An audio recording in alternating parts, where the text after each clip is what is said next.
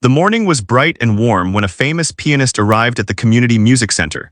His car pulled up slowly, not because he wanted attention, but because the building was small and he didn't know if people would recognize him there. He was used to arriving at big concert halls with cameras flashing, fans waiting, and staff rushing to open doors for him. Today was different. There were no reporters, no huge crowds, only a small building with old posters and children's artwork taped to the windows. He stepped out carrying a simple leather bag instead of his usual expensive cases filled with sheet music. He had been invited to teach a workshop for kids, something he didn't normally do. His schedule was usually full of performances, interviews, recordings, and rehearsals. But he agreed to this event because he thought it would be simple, easy, and fun. He imagined spending a few hours playing small melodies, letting children tap keys, and telling their parents how talented they were. Inside the music center, teachers rushed around, whispering excitedly. They had never hosted someone so important before. They cleaned the main room 3 times just in case. They made coffee no one ended up drinking. They rehearsed what they would say to him but still forgot it as soon as he walked in. When he entered the building, the atmosphere changed instantly. Even though the children didn't know who he was, the adults did. They stared at him with admiration, nervousness, and excitement. He smiled politely, used to being recognized, used to being praised. But today, he didn't want applause. He just wanted a peaceful, simple day. He shook hands with the director of the center, who thanked him at least 4 times for coming. The pianist nodded, saying it was no trouble at all, though deep inside he wasn't sure what to expect. He hadn't worked with children for years. He didn't know if they would listen, if they would get bored, or if they would ask silly questions. He hoped they wouldn't ask him to play difficult pieces. He wanted a break from perfection today. The room where the workshop would take place was small, with a slightly old piano sitting in the front. The keys were worn, some slightly yellow, the wood scratched from years of use. The famous pianist wasn't disappointed, but he did feel a little strange. He was used to grand pianos polished like mirrors, lights shining above him, and perfectly tuned instruments. This piano looked like it belonged to a classroom, not a concert stage. Children began to gather inside, sitting on the floor with curious faces. Some whispered to each other, some played with their shoes, and some stared directly at him with wide eyes. They didn't know his concerts were watched worldwide. They didn't know he had touched piano keys in halls filled with thousands of people. To them, he was just a man in a nice suit who looked important. The pianist looked at the children with a soft smile. He wasn't sure what to say at first, so he started with something simple. Who likes music? Almost all the hands shot up, fast and clumsy. Some kids raised both hands, even though he didn't ask them to. He laughed lightly, surprised and relieved. Maybe this wouldn't be so difficult after all. One by one, the children came up to the piano to try pressing a few notes. They giggled, made mistakes, and sometimes played random sounds that didn't match. He clapped for each of them, encouraging them to have fun, not worry about being perfect. He believed children didn't need pressure, they needed joy. For once, he enjoyed letting go of expectations. But as minutes passed, he noticed something strange. One child hadn't moved from her seat. While everyone else shifted, laughed, or talked, she sat very still, hands on her lap, head tilted slightly upward. She didn't seem shy, she seemed unaware of the activity around her. She wasn't watching him or the piano, she wasn't watching anything. The pianist looked closer and realized she was blind. For a moment he froze, his mind shifted. He wondered if she had come just to listen. He wondered if she knew what a piano looked like. He wondered if she had ever touched one. He also wondered if she wished to try, but felt afraid because she couldn't see what the others were doing. He didn't say anything yet. He continued the lesson, showing basic rhythms, laughing when a child played a wrong note on purpose. But every few seconds his eyes returned to the blind girl. She sat straight, calm, quiet. She didn't react to the noise or movement, yet she didn't look sad or lonely. She looked peaceful, as if she was comfortable in the world inside her mind. The pianist told the group they would try something new, something fun. He walked around, checking their hand positions, giving small tips. But in his head, he was thinking about that one child sitting apart from the rest. He didn't know her story. He didn't know her skill level. He didn't know if she wanted to try playing. But he did know one thing. Later in the session, he would invite her to the piano, not to perform, not to impress, but simply to experience sound the way she experienced the world, without seeing it. For now, he continued teaching with a relaxed attitude, completely unaware that this quiet workshop would become one of the most unforgettable moments of his life. When the children settled down again, the famous pianist finally walked toward the girl who had been sitting quietly the entire time. He noticed that even when the other kids laughed, argued, or whispered loudly, she never turned her head to see what was happening. Her ears twitched slightly sometimes, but her face stayed calm, almost distant. It didn't take long for him to realize she wasn't ignoring anyone, she simply couldn't see them. Her cane rested beside her chair, neatly folded, with a small rubber tip that had been worn down from use. Her hand sat gently in her lap, fingers curled inward as if holding an invisible object. Her posture was straight, balanced, controlled, giving the impression she was used to navigating a world without sight. He approached slowly, careful not to startle her. But before he could say anything, she turned her head slightly toward him, as if she could feel his presence. She didn't look at him, but her face pointed in his direction. He smiled without thinking, even though she couldn't see that expression. It felt like the natural thing to do. "Hi there," he said softly. She didn't answer right away. Her lips parted for a moment, closed again, and then she spoke quietly, "Hello." Her voice was gentle, soft, but confident enough that he could tell she wasn't afraid of talking. "Just careful. What's your name?" he asked. "Ava," she replied, barely above a whisper. He repeated her name, not because he had forgotten, but because it felt meaningful. Simple, beautiful, calm, just like her. He knelt down a little, trying not to tower over her like a giant. "Do you like music, Ava?" She nodded slowly. "I like listening." Her answer surprised him. Many children her age would say, "I like singing," or "I like playing," or "I want to learn piano." But Ava chose a different word, listening. It felt deep, thoughtful, older than her age. "Have you ever played before?" he asked. She shook her head a tiny bit. "No." Her voice didn't sound sad. It didn't sound disappointed. It sounded neutral, as if she wasn't missing something she never had. The pianist looked at the piano, an object that had given him applause in dozens of countries. To him, it was an instrument. To Ava, it was probably just furniture. A shape she couldn't imagine, a sound she had never produced. He didn't want to pressure her. He didn't want to make her uncomfortable. He certainly didn't want her to feel different. So he spoke carefully, choosing words that sounded light and harmless. "Would you like to try playing something?" he asked, just for fun. Ava didn't answer instantly. She lifted her face slightly, listening to the noise of children around her. They were whispering, giggling, tapping random notes on the piano. She could hear everything, maybe better than anyone else. But she didn't move. He wondered if she was afraid of making a mistake, afraid of ruining something, afraid people would laugh, so he added quickly, "No rules, no pressure, just try a few notes." Ava's eyebrows tightened slightly, not in fear but in thought. "Is it loud?" she asked. "It can be," he said with a smile. "But I'll help you, we'll make soft sounds first." She nodded as if that made the idea less frightening. Before she could stand, two boys sitting nearby looked at her cane and whispered, "She can't even see the piano." Another kid giggled, not out of cruelty but ignorance.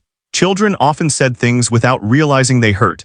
The pianist's eyes flashed with irritation, but Ava didn't react. Maybe she didn't hear the comment clearly. Or maybe she had heard so many comments like that in her life that she stopped letting them matter. He offered his hand gently, not grabbing her but waiting. Ava reached forward, searching with her fingers until she found his palm. Her touch was careful, cautious, as if making sure he was real. He guided her slowly toward the piano. She didn't walk with fear but with practiced precision, small steps, steady rhythm, cane tapping lightly on the floor. She moved like someone who had memorized the world through touch, hearing, and patience. When they reached the piano, she stopped, not knowing where it ended or began. Her hand floated in the air until he placed it carefully on the smooth wooden edge. She felt it slowly, tracing the surface with curious fingers. "It's big," she whispered. "Yes," he said quietly, "but it listens to you." She smiled slightly at that. Not a big smile, but a soft one, like someone warming up to the idea. He lifted her hand gently to the keyboard. Her fingers hovered above the keys, nervous, uncertain, as if touching something alive. She didn't press yet. "It feels cold," she said. "That means it's ready," he replied, half joking, half magical. A few children gathered nearby, watching with curiosity. Some expected a wrong note, some expected no sound at all, some expected nothing. The pianist took a step back, giving her space, not controlling her, not guiding her hand, just letting her explore. "It's okay," he said softly. "You can try anything just for fun." Ava hesitated, then pressed one key. A soft, gentle tone echoed through the room. She flinched at the sound, not because it was loud, but because it was real, unexpected, powerful. The pianist smiled. In that tiny, delicate moment, he realized something important. Ava wasn't just a child discovering a piano.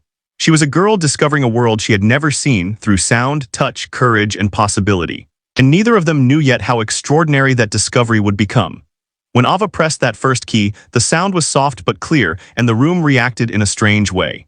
The children stopped talking for a moment, surprised that she actually made a sound. Some expected her to hit the wrong key or freeze completely, but she didn't. She made a choice, even if it was a small one. Still, nobody believed she could do anything more than that. The famous pianist watched her carefully. He could see that the other kids were curious but not convinced. They whispered behind her back, thinking she couldn't hear them. "She doesn't know what she's doing," one boy said. Another girl added, "She can't even see the keys, how will she play a song?" Their words weren't shouted, but they were sharp in their own quiet way. Children didn't always hide their thoughts. They simply said them out loud. They didn't understand that saying something harmless could hurt someone deeply. Ava remained calm, unaware of the whispers or choosing not to notice them. She didn't look nervous, just thoughtful. The pianist wondered if she had gotten used to people underestimating her. Maybe she had heard it so many times that doubt from others felt normal, like background noise. The pianist clapped softly to get everyone's attention. He didn't want this moment to turn into pity or awkwardness. "Let's give Ava a little space," he said warmly. "She's trying something new." The kids stepped back, but their eyes didn't move. They wanted to see if something interesting would happen, maybe because they wanted a story to tell, or maybe because they secretly hoped to see something surprising. Ava slowly moved her fingers along the keyboard, not pressing, just feeling. She touched a white key, then a black one, noticing the difference in shape and height. Her hands moved slowly, carefully, almost like she was tracing a map. The pianist recognized that movement immediately. He had seen it before, not with sighted students, but with visually impaired musicians who learned through touch and memory. They learned differently, but they learned deeply. Still, he didn't know if Ava had talent. He didn't know if she could hear pitch, keep rhythm, or connect notes. He only knew that she was brave enough to explore. One of the boys scoffed under his breath, loud enough to be heard. "She's just pressing random notes." The girl giggled and nodded, adding, "It sounds weird." The pianist felt irritation rise in his chest, not because the kids were cruel, but because they didn't understand.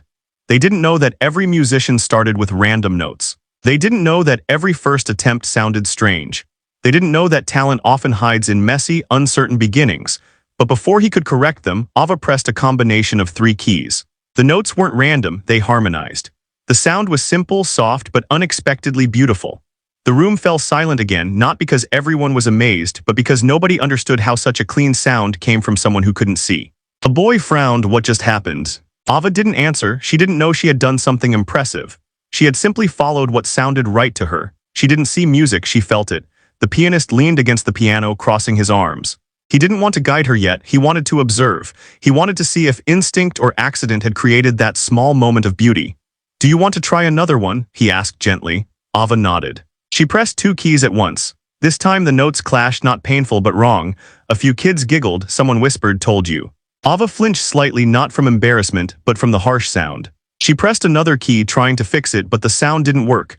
She frowned gently, thinking, not panicking. "Stop laughing," the pianist said quietly but firmly. The children fell quiet. His tone wasn't angry, it was disappointed, and that felt heavier. He sat next to Ava but didn't touch her hands. "Music is exploration," he said. "If you don't make mistakes, you don't learn." The children didn't respond, but they listened. Ava tried again. This time she slowly pressed keys one by one until she reached a note that sounded right. Then she pressed another note that connected to it. Not perfect, but better, awareness, not luck. The pianist's eyes widened just slightly. He recognized something most people would miss: pitch memory. The ability to remember the sound of a note and find its match, even without sight, even without experience. Maybe she didn't know scales, maybe she didn't know chords, but she had an instinct, the hardest thing to teach and the easiest thing to lose if discouraged. He leaned in slightly. "Ava, do you hear when a note sounds good or bad?"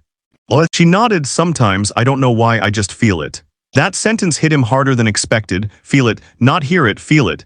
Kids behind her crossed their arms, still doubtful. They didn't understand what was happening because what was happening didn't look special. It didn't look magical. It didn't look like talent. But the pianist understood the truth. Talent rarely announces itself loudly. It often begins quietly, clumsy, unsure, hidden behind silence and doubt. He looked at Ava with new eyes, not as a child who couldn't see, but as someone who might see music differently than everyone else. A child who might not play with sight but with heart. He realized then that she wasn't just pressing keys. She was searching for a sound she had never seen but somehow understood, and this was only the beginning. The famous pianist sat beside Ava, still unsure what would happen next. He had seen many talented students in his life, but they usually arrived with training, confidence, or guidance. Ava had none of those things. She had never touched a piano before today. She didn't know what a keyboard looked like. She didn't know where the notes were or how her fingers should move. And yet she sat there with an unusual calmness, as if she wasn't afraid of making mistakes. He gently asked her, "Would you like to try something with me?" Ava nodded, feeling for the keys again. Her fingers landed softly on 2 white keys that weren't next to each other, but she didn't press them yet. She touched them carefully, memorizing their distance and shape. She didn't see the keys, but she mapped them in her mind. The pianist pressed a single note on the lower end of the keyboard. The sound was deep, smooth, peaceful. Ava's head tilted slightly, listening. He pressed the same note again. Then he played a different one slightly higher than another, each time waiting for her reaction. Ava listened carefully, her face still. Then she lifted her hand and pressed a key. The sound she played matched the second note he had played, not the first. He blinked, surprised. She had remembered pitch, not visually, not logically, instinctively. He played another note higher this time. Ava repeated it within a second. Her aim wasn't perfect, but she landed near it, so near that it proved something unusual. She had a musical ear. A natural, raw one. The pianist leaned back, impressed without wanting to show it too soon. "Do you want to try something more difficult?" he asked. Ava nodded again, almost eager. He played a short pattern, 3 notes, soft and smooth, rising like a tiny staircase. Then he waited. Ava hesitated, searching with her fingers, pressing keys that didn't fit the pattern. She frowned, corrected herself, and then played the same 3 notes, but slower, shakier, like a child learning to speak a sentence for the first time. The room changed. The children didn't laugh this time. They leaned closer, confused. One boy whispered, "How did she do that?" Another girl replied, "She can't even see the piano." But they weren't mocking anymore, they were curious. Something had shifted. The pianist looked at Ava, impressed but still calm on the outside. Inside, something excited him, a spark, the same feeling he got when he discovered a rare gift. Not practiced skill, not copied technique, but natural talent, unshaped and untouched by rules. "Ava," he said, "do you know you're repeating what I play?" She shrugged. "I just hear it." "Hear it how?" he asked. She took a moment before answering. "In my mind. The sound sits in my mind and I try to find it again." He felt a chill move down his spine. That wasn't something ordinary people could do easily. That was something people trained for years to recognize. The pianist played another melody, slightly longer this time. Ava listened, silent, absorbing. When she tried to repeat it, she made mistakes, but she corrected herself without help. She didn't need him to guide her. She could tell when something was wrong because she could feel it. She wasn't following a rule, she was following the emotion of the sound. Some of the kids looked impressed now. Others were still skeptical, but nobody laughed. The pianist suddenly shifted from simple exercises to something meaningful. He played a slow, emotional phrase, a melody filled with sadness and beauty, the kind of sound that touched hearts. He didn't tell Ava to repeat it. He just played it, then rested his hands in his lap, watching her. Ava paused.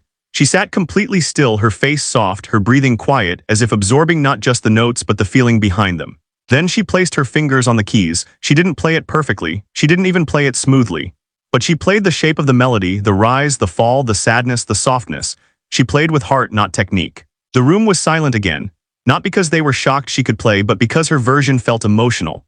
Human, honest. The pianist swallowed hard. He had met child prodigies before, kids with impressive speed, precision, or memory. But Ava was different. She didn't play like someone showing off a skill. She played like someone translating feeling. She pressed the last note, letting it fade softly. Then she lifted her hands, unsure if she had done something good or bad. Nobody clapped, not because they weren't impressed, but because words and applause felt too small. One child whispered, "She's better than us." Another replied, "She doesn't even know how she did that." The pianist finally spoke, voice low and amazed. "Ava, you have something very special." She turned her head toward him. "What do you mean?" He exhaled, still processing. "You don't just hear music, you feel it, and that is rare." Ava didn't smile with pride. She simply nodded as if she didn't fully understand what her ability meant. But he did. Her blindness didn't hide her talent, it sharpened it. And in that moment, the pianist knew something important. He hadn't asked her to play for fun. He had unknowingly invited a gift into the room. A gift that would soon change both of their lives. After Ava finished playing the short melody, the entire room went strangely quiet. It wasn't the kind of silence that came from boredom or confusion. It was the kind of silence that comes when people are shocked, moved, or unable to understand what they just witnessed. The children, who normally could not sit still for more than a minute, suddenly sat frozen in their seats, staring at the tiny girl who did something impossible without even seeing the keys. The famous pianist looked around and noticed something rare. Every child's face looked serious. Not sad, not angry, just deeply focused. Their eyes were wide, their mouths slightly open, as if they wanted to say something but didn't know how to put their feelings into words. Even the teachers, who were used to loud classrooms and noisy students, stood still, watching Ava with eyes full of surprise. One boy whispered to his friend, "How did she do that?" His friend whispered back, "I don't know." But neither of them laughed.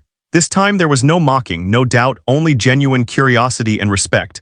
Ava didn't notice any of this. She wasn't facing them and she didn't look for reactions.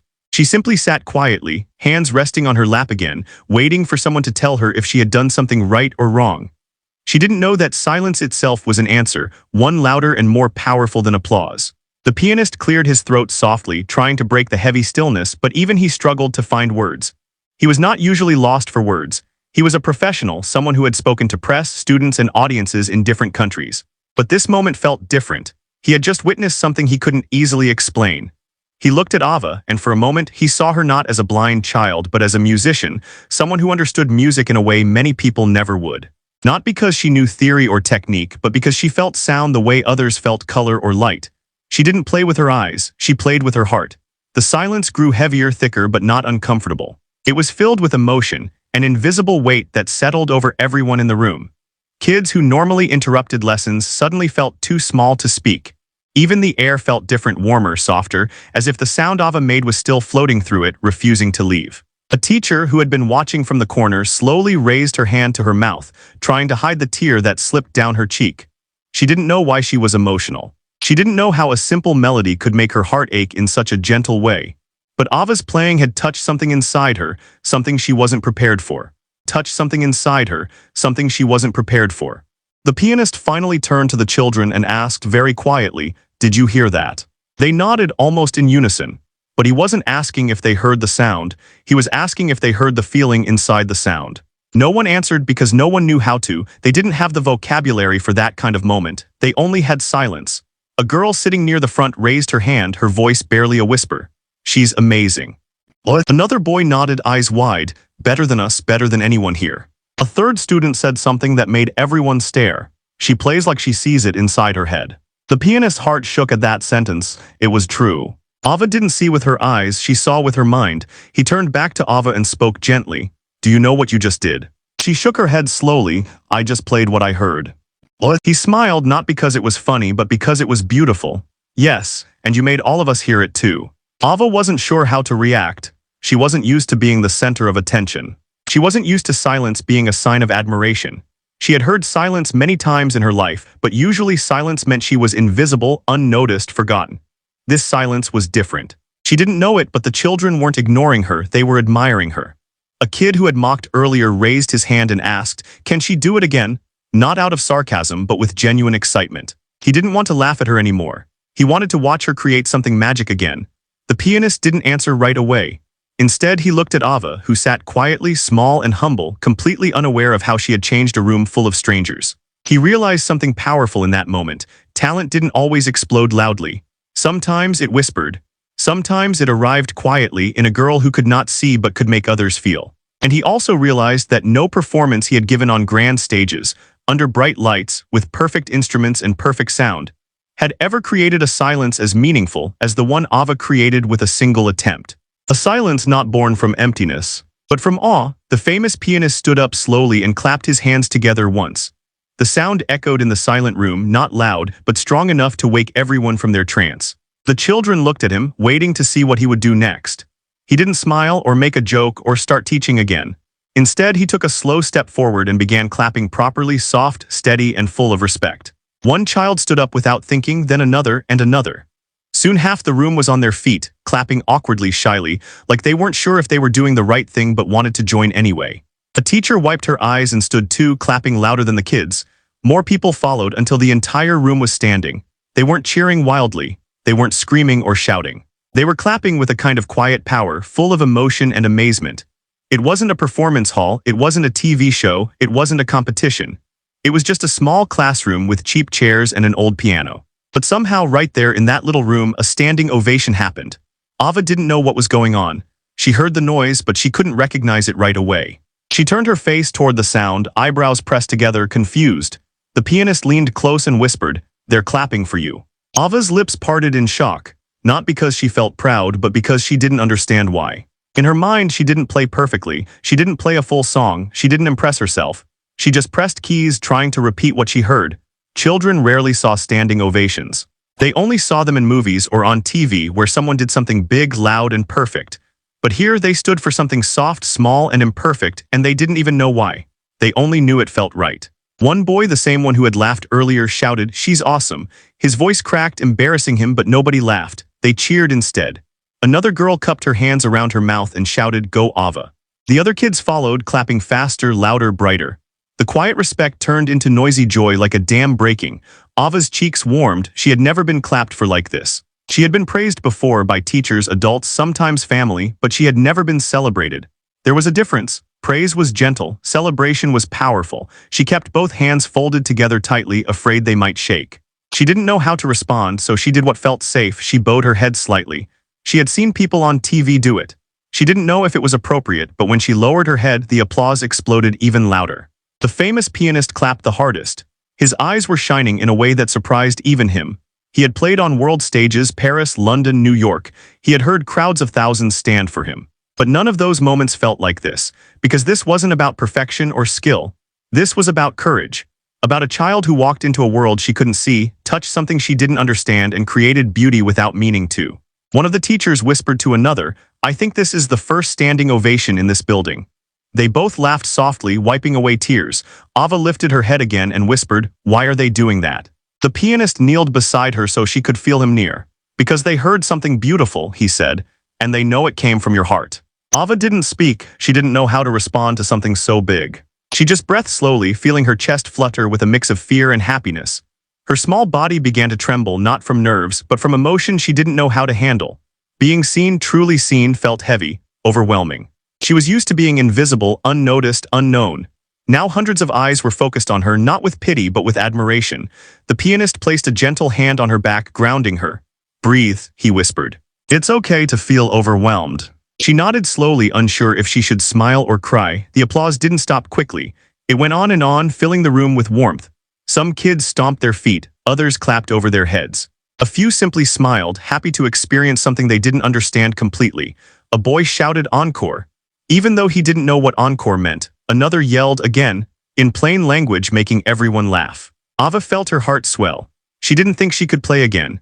Not because she didn't want to, but because she felt too full, like music lived in her mind, but her body didn't know how to hold it all. When the applause finally faded, it didn't disappear completely. It left behind an invisible glow, like everyone in the room had shared a secret moment, one they would never forget. Ava sat still, letting the quiet settle again. She whispered more to herself than anyone else, "I didn't know I could do that." The pianist smiled softly. "Sometimes we don't know what's inside us until the world hears it." Ava didn't understand the meaning fully, but she felt the truth in his voice. And without meaning to, she realized something powerful. The world didn't stand for her because she played perfectly. They stood because she played bravely. When the standing ovation finally calmed down, the famous pianist sat back down beside Ava, still struggling to understand what he had just witnessed. He had seen many talented musicians in his life, many gifted children too, but something about Ava's playing felt different, unusual, rare. And now, when it was time to speak, he found himself searching for words like a beginner, not a professional. The room remained very still, waiting. The children stared at him, expecting some kind of expert explanation. The teachers waited too, hoping he would say something meaningful, something they could remember and tell others later. But he didn't speak quickly. He looked at Ava instead, studying her small hands resting on her lap, the way her shoulders curled slightly inward, the way she breathed slowly as if she didn't know her life had just changed. He opened his mouth to speak, but nothing came out. He closed it again and laughed softly, not because he thought anything was funny, but because he realized how strange it felt to be speechless. He, a world-famous performer, a man who always knew what to say in interviews, now sat with an empty mind, overwhelmed by the sound of a child. The children watched him with confusion. They weren't used to adults being quiet. Adults always had answers, instructions, reactions. But the pianist looked like someone who had been surprised so deeply that language failed him. Finally, he sighed and said very quietly, "I don't know what to say." The room reacted with soft laughter, gentle and understanding. Ava tilted her head slightly, confused. She didn't understand why a famous musician would struggle to speak. She didn't see anything special about what she had done. To her, she had only tried to copy what she heard, nothing more. The pianist rubbed his forehead, still thinking. "Ava," he said slowly, "you didn't just play notes, you played feeling." He paused, searching again for better words. "You made this room silent not because we didn't care, but because we didn't want to interrupt something beautiful." A teacher in the back nodded with tears in her eyes. A student whispered, "Yeah," as if agreeing even though he didn't fully understand. The pianist continued, "Music is not only about seeing the notes or reading the page. It is about listening, connecting, and expressing something real." He tapped his chest gently, "In here." Ava listened carefully. Nobody had ever explained music to her in that way. She didn't know people played to express emotions. She thought people played to be correct. "You have a gift," he said. The room felt heavier. Everyone could feel the weight of those words. Gifts were rare, gifts were special, gifts were important, but Ava's face stayed soft and uncertain. I don't know how to play, she whispered. The pianist smiled gently. You don't need to know how, Ava. You already do something most people can't. He pointed at the piano. You don't see it. You don't know the shape. You've never been taught where things are. His voice deepened with emotion. But you listen. You feel and you find your way. He wanted to say more, but his voice threatened to break, so he paused. One of the kids raised his hand. Is she better than you? He asked bluntly. The room fell into awkward silence. The pianist laughed, embarrassed but honest. Not yet, he said with a smile, but she has something even I had to work hard to learn. What? Another child asked. Emotion, he answered simply. The ability to make people feel something just by pressing a key. Ava frowned, unsure what to do with that. She didn't think she had made anyone feel anything. She had just tried to make the notes match in her head. She hadn't meant to move anyone. The pianist leaned closer, lowering his voice so only she could hear. You changed the room, Ava. I felt it. They felt it. His eyes softened. And that doesn't happen often. What? Ava's lips trembled slightly, not from fear but from confusion. Being praised felt strange. Being admired felt uncomfortable. She didn't know how to carry such heavy kindness. One child suddenly clapped again, unable to hold in his excitement. Others followed, but the pianist raised a hand gently to stop them. Not now, he said. Let her breathe. The man looked at Ava again. Do you know how it felt when you played that last part? She shook her head, no. He took a deep breath. It felt like you were telling a story without words, and that story reached us. Ava's eyes lowered, thoughtful. She didn't know she had told anything. She didn't know music could speak when she couldn't. The children watched the pianist carefully. They were waiting for a grand speech, something inspirational, something deep. But he surprised them again by saying something simple, I'm proud of you. Ava looked up surprised. No teacher had ever said that to her with such sincerity. Not in that gentle, honest tone. She whispered, thank you. What? Those two small words made the room emotional again. The teachers wiped their eyes. Children smiled shyly. The pianist nodded, feeling tears threat his own eyes. In that moment, he wasn't a famous musician. He wasn't a celebrity. He wasn't a teacher in a classroom. He was simply a man who had witnessed something rare, something pure, something unforgettable. And he struggled to speak because sometimes, the most extraordinary moments leave only silence and emotion in their place. When the workshop ended, people began to move around again, but the room still felt different. The children didn't run, shout, or push each other the way they normally did. They walked slower, speaking softly, still thinking about what they had witnessed. It was as if something delicate had been placed inside their minds and they didn't want to break it. Ava stayed seated at the piano, unsure whether she should stand or wait for instructions. She didn't know if she had done something good or bad. She only knew that everyone had clapped, and clapping usually meant good things. But she didn't understand why people looked emotional. She didn't understand why teachers sniffled or wiped their eyes. She didn't know she had changed the mood of an entire room. The pianist helped her stand and guided her away from the piano. Her cane tapped lightly on the floor, a sound that suddenly felt more powerful than before. The children watched her walk, not with pity or curiosity, but with admiration. Some even stepped aside, giving her space as if she was someone special, someone important. A teacher approached her and whispered, "You were incredible." Ava nodded politely, but she didn't really know what incredible meant in this context. She only knew it sounded kind. Her parents arrived a few minutes later, looking worried. They had been told to come early so they could pick her up after the workshop. They didn't know anything unusual had happened. They expected to hear about a normal day, a normal lesson, maybe a simple activity where Ava pressed a few keys. But when they entered the room, they immediately saw the change. Teachers were smiling widely, children were buzzing softly, and everyone seemed to be watching their daughter. Her mother touched her arm gently and whispered, "Are you okay?" Ava nodded again, confused by the question. The famous pianist approached the parents with a calm, serious expression.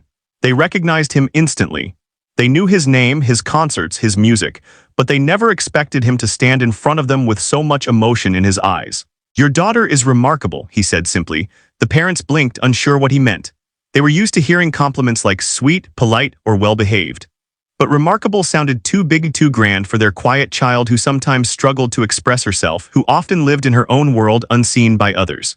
The pianist continued softly, "She has a natural musical ability. Not basic, not simple, something rare." Ava's father frowned in disbelief. "She has never played piano before." "I know," the pianist replied, smiling sadly. "That's what makes this so incredible." The mother covered her mouth, emotions rushing through her face. She wasn't shocked because her daughter was talented. She was shocked because someone had finally noticed. Blind children often went unseen, unnoticed, underestimated. But today, someone important had seen something others missed. Ava stood quietly, not understanding any of the conversation. She She couldn't see the proud, stunned, emotional faces around her. She couldn't see the excitement in the children's eyes. She didn't know she had become a story. The pianist crouched down so she could hear him better. "Ava," he said gently, "you have a gift, and if you ever want to learn music, I would be honored to help you." Ava tilted her face upward. "Why?" He smiled softly, "Because people with gifts deserve a chance to grow." Ava didn't answer. She didn't know how to respond to something so big, but she felt warmth in his voice, a kindness she didn't experience often. Her parents thanked him repeatedly, still processing what they had heard.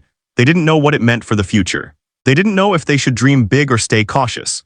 They just knew their daughter had done something special today. Before leaving, a child ran up to Ava and said, "You were amazing." Another said, "I wish I could play like you." Ava smiled cautiously, "I didn't know I could." The children nodded, as if accepting that sometimes people discover themselves by accident. As Ava and her family walked outside, the sun felt brighter, the air lighter, the world somehow bigger. Ava held her mother's hand, Kane tapping each step. She didn't feel different, but the world around her had changed. Her parents didn't speak right away. They were too overwhelmed, too emotional. They exchanged looks filled with pride and fear. Pride because their daughter had been noticed for something beautiful.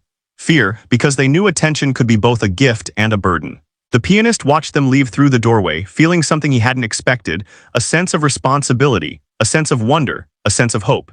He had performed on the world's biggest stages, but this quiet moment in a small community center touched him more deeply than thousands of strangers cheering. He whispered to himself, "This is just the beginning." For Ava, the future was still uncertain. She didn't know what talent meant. She didn't know what music could become for her.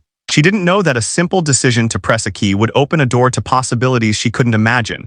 She didn't know that someone important believed in her. But she would learn. Slowly, bravely, beautifully. And the world would learn too. That sometimes the people who cannot see the world are the ones who help the world see.